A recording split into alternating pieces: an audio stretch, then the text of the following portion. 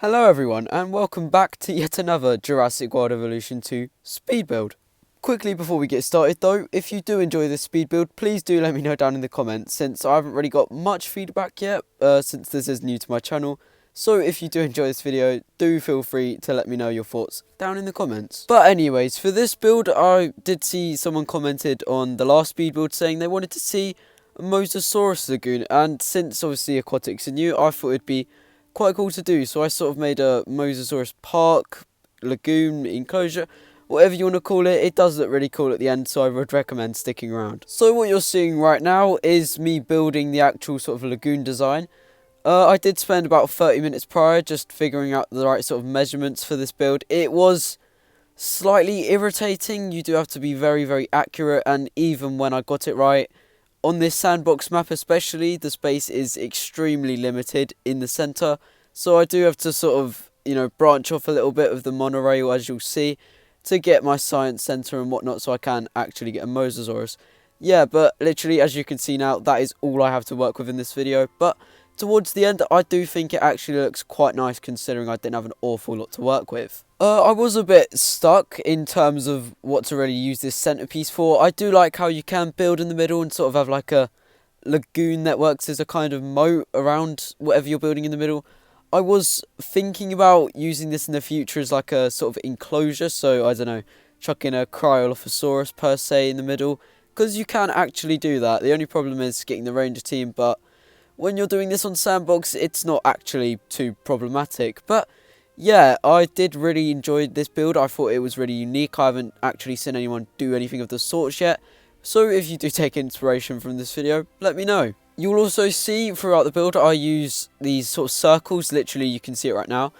I haven't really used the new sort of circle feature too much. I did want to use it in this build, and it definitely helped me out. You'll see this sort of piece I'm building now with a circle, obviously. You see it quite a lot. It's actually really helpful. You can sort of make a sort of plaza with it. It's useful for like limited spaces such as this. I don't know, it just makes the park look a lot nicer, which once again you'll see towards the end of the video. Another thing I do use quite a bit is the decorations, since in my last speed build I don't think I used them too much other than the modern lights, which are used several times in this video. But yeah, I don't really think that people are talking about the decorations too much. I think that's because there's, even though they're new to the game, there's quite a few. I don't think there's too much you can do with them. There needs to be more variation other than just lights, if you get what I mean. But in this build, I was able to use them since this is technically a park with one enclosure. But yeah, I used them in fairly unique ways, as you'll see.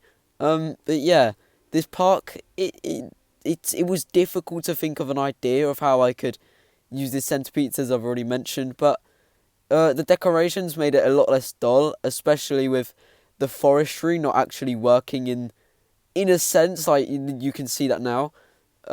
It doesn't, this is why we need placeable trees.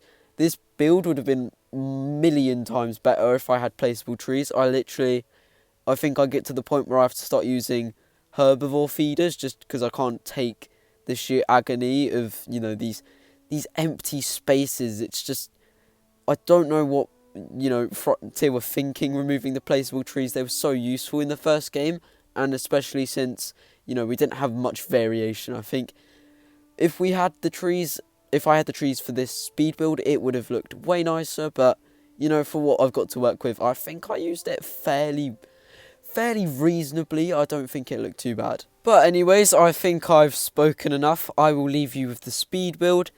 But as I've said earlier at the start of the video, let me know your thoughts on speed builds on my channel, since I do want to continue doing them, but only if you guys actually want to see them. I can revert back to theory videos if so. With that being said, thank you for listening to me for 4 or so minutes.